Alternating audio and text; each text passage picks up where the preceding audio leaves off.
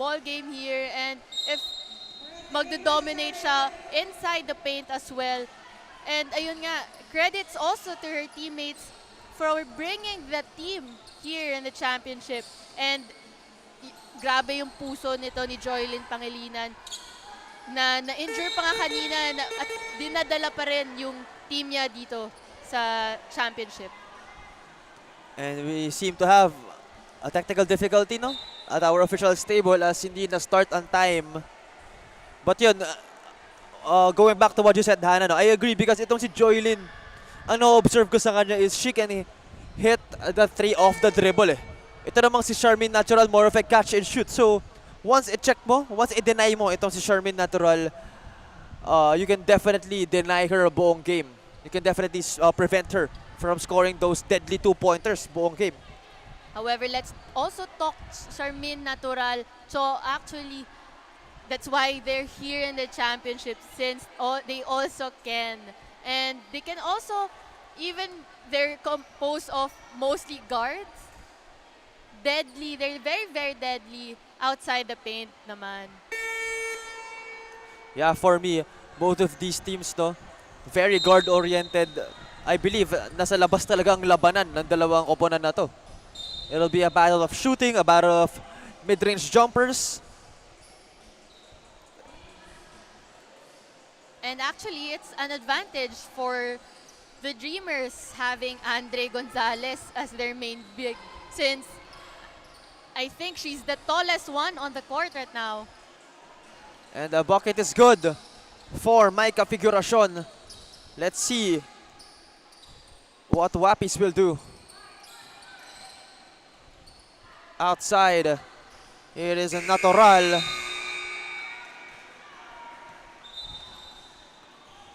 And the ball will go with the Dreamers. Or correction, the ball will go with Wappies. Here is Gula.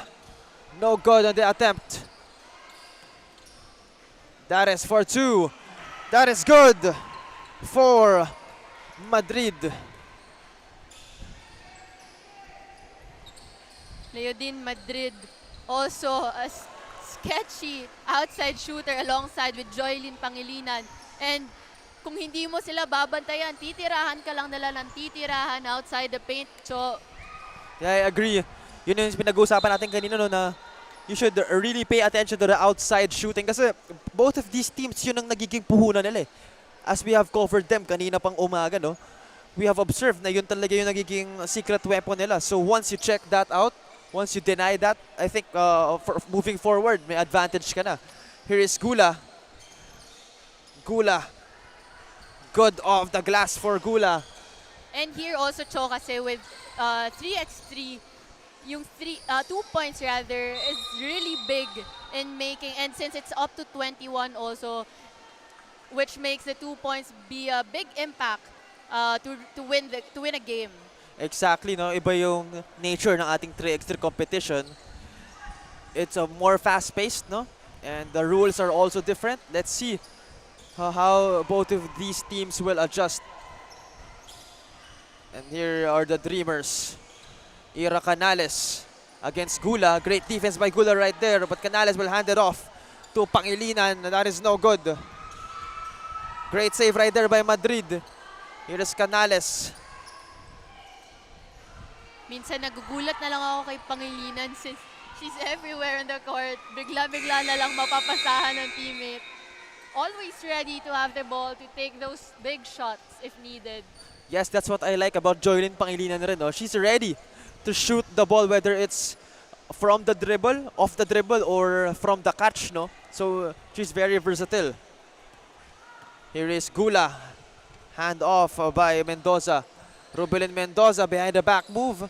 Great defense by Ira Canales, but better offense by Rubelin Mendoza. That makes it a 2-point game.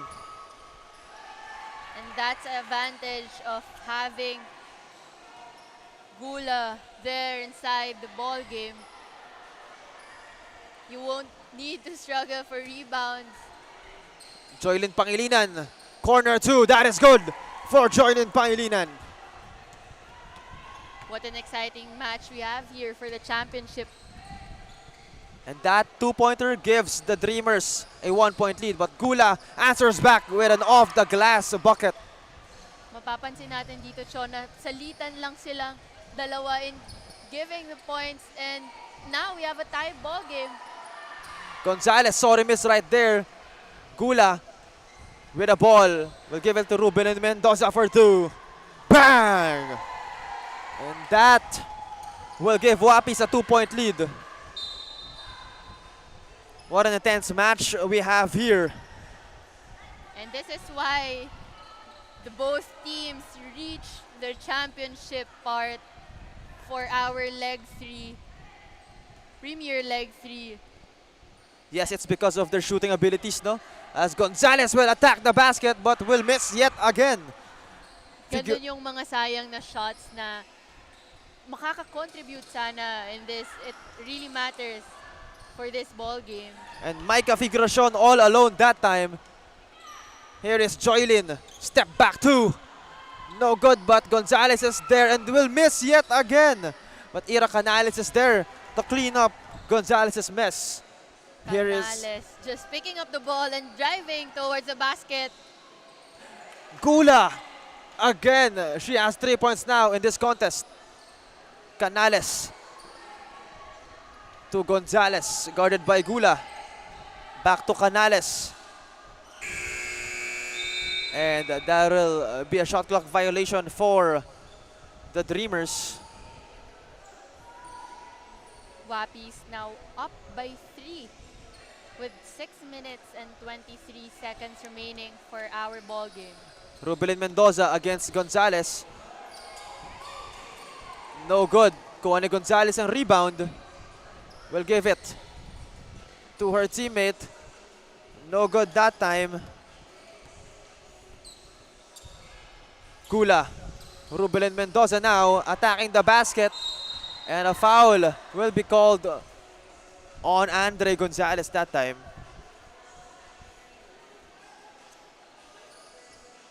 And it's good to see that both teams, Wappies, actually have yet to get their first team foul here. Showing that both teams are making an effort in their defense. And there will be a call there.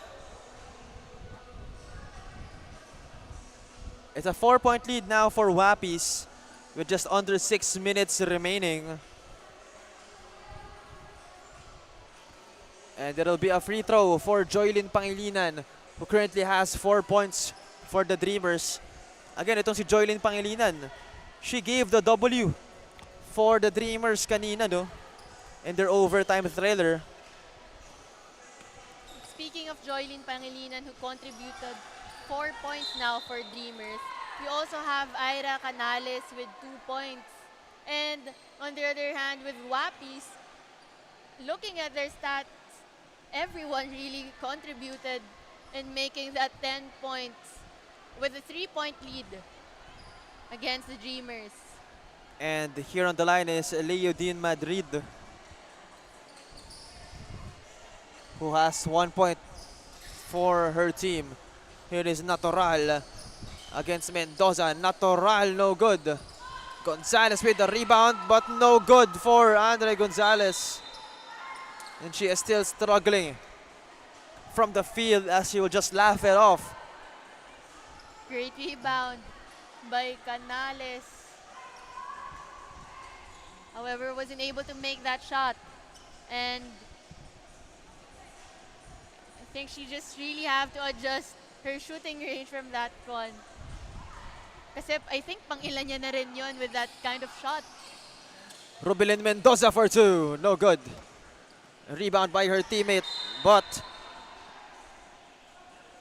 Natural will lose it on her way.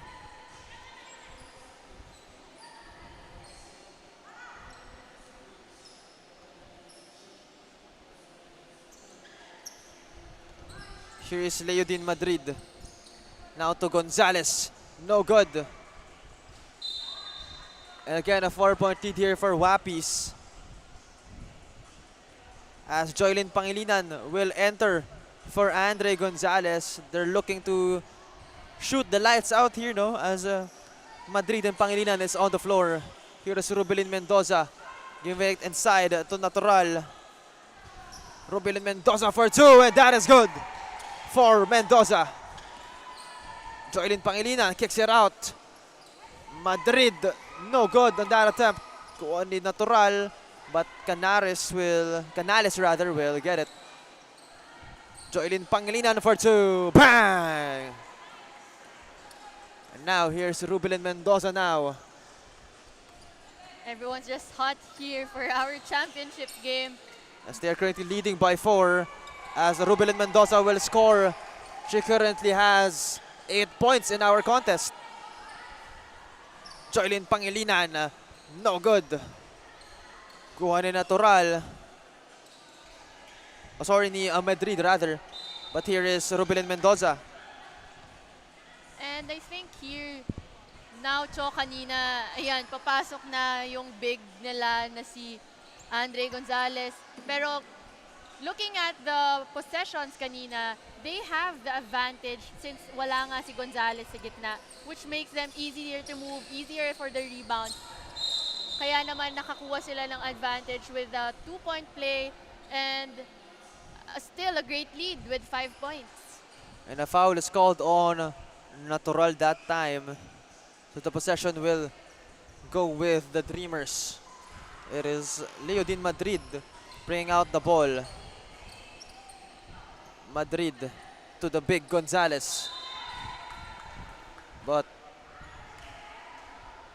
great defense that time from Julie Gula. Wappies leading by 5 here. Ikaw, Hana, if you're the Dreamers, ano sa tingin mo ang kailangan ng adjustments na gawin para makabalik sa ball game na to? For Dreamers, I think they would have to talk about how getting inside the paint now with Gonzalez inside. I think they're struggling also with rebounding the ball after shots are made. So now they have to make those outside shots. They have to make those 2-point shots or rather outside the paint so that they can contribute in cutting the lead against the Wappies. Here's Rubilin Mendoza against Joylyn Pangilinan. Great defense by Pangilinan that time. Kuha ni Figuracion. Figuracion, no good. Kuha ni Gonzalez now. Gonzalez at the corner. Long pass to Joylyn. Pangilinan for two. No good. Kuha ni Gula. Julie Gula finding Figuracion. Back to Julie against Gonzalez. Julie Gula attacking the paint. Will not finish. Great defense that time by the big Andre Gonzalez. Speaking of Andre Gonzalez, here she is scoring on the paint. What a great play there by Andre Gonzalez. And an assist from one of the guards of Dreamers. No good from Madrid that time. Now here is Gula. We'll give it to Rubilin Mendoza. Has 8 in this contest, but will not be able to shoot it after that foul. Now she will head to the line for 1. Again, it's a 4-point lead now by Wappies as Rubilin Mendoza is scoring 8. And 10 for Dreamers as it's Joylyn Pangilinan scoring 5 for them. And of course,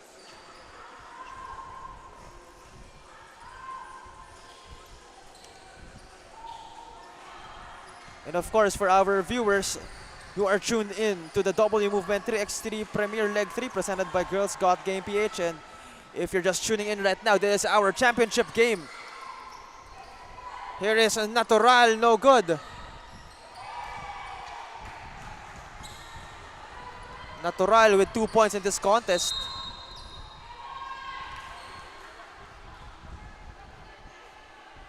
And that is actually counted for Ira Canales. That is the importance of not giving up on the play after the whistle. Dreamers here just trailing by 4. And we are nearing the 2-minute mark. Joylyn Pangilinan, no good.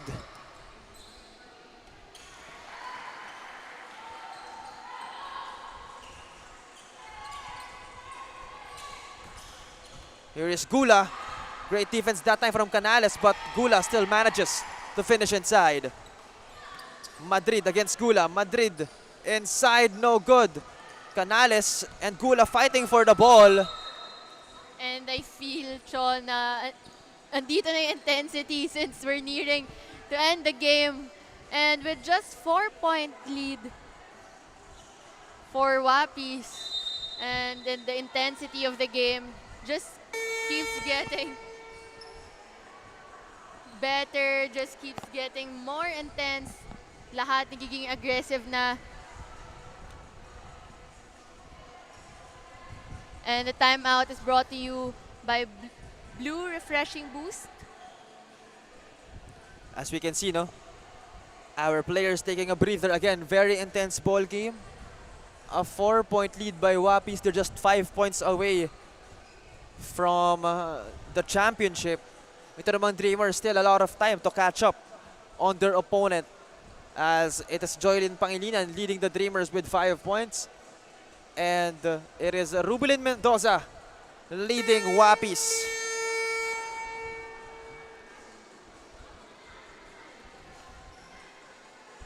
And we are back to the ball game with just 1 minute and 40 seconds remaining.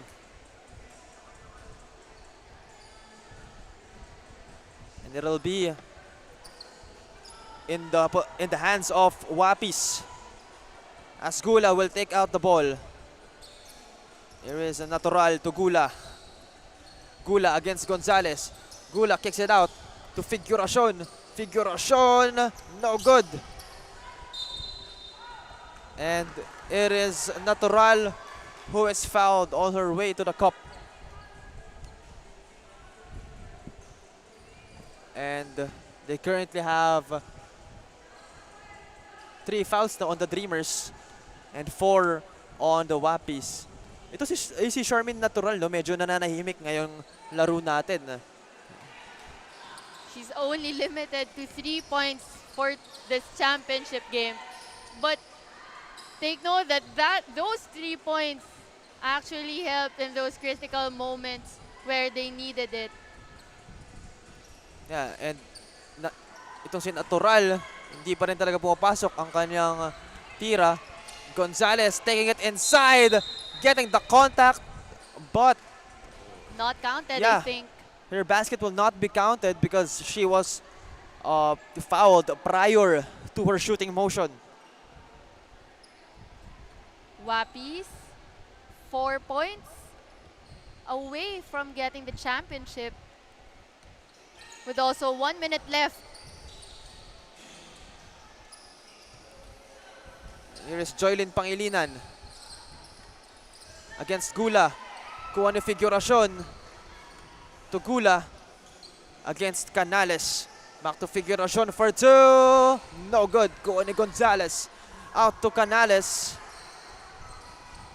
And here is Joylyn Pangilinan for 2. Bang! That gives the Dreamers a 3-point. It's only counted as a 1-pointer, I believe, for the Dreamers. So it's just a 4-point. Oh, correction, yes, it's a 2-pointer for Joylyn Pangilinan, as the Dreamers only have a 3-point deficit against Wappies. 23 seconds remaining. Big shot there, Cho, by Joylyn Pangilinan, and saying na hindi pa sila tapos, hindi pa tapos ang Wappies. Babawi pa sila with even 23 seconds remaining for this ball game. Yeah, Joylyn Pangilinan, no, looking locked in, doing everything for her team as she's scoring 7 points for the Dreamers. And it is Charmaine Natural on the line. Charmaine Natural, as what we're saying earlier, only limited to 3 points. But then look at her now taking critical shots, critical free throws for her team. A much needed shot. Yes, that is a big free throw basket, no? for Natural to give her team. And kahit tahimik siya ngayong laro, she's really been seeking this important free throw shots. And ito na yung sinasabi ko. Now, here is Joylyn Pangilinan looking for the ISO play. Joylyn, great defense that time by Wappies, and Canales will score, cutting the lead to just 4. 10 seconds remaining, kailangan na magmadali ng Dreamers here. Rubelin Mendoza, no good. It's just 3 seconds remaining. Let's see kung may miracle ang Dreamers dito. But for the Wappies, all they have to do is just to protect the ball, to secure the possession. And that's it. Yes, so what a win here for Wappies, as it is Rubelin Mendoza scoring 8 points and Charmin Natural scoring 5 for Wappies. And we can see them celebrating, being happy with their well-earned win. And they join the Premier League's champions from... The final score is 19-15 in favor of Wappies, and they are rewarded as the champion for this WMovement 3x3 Premier Leg 3. But let us see our Eurotex Matibay best player. It is no other than Rubelin Mendoza. Actually, she was very quiet no our previous games, pero what a perfect time to make some noise and score 8 points for your team.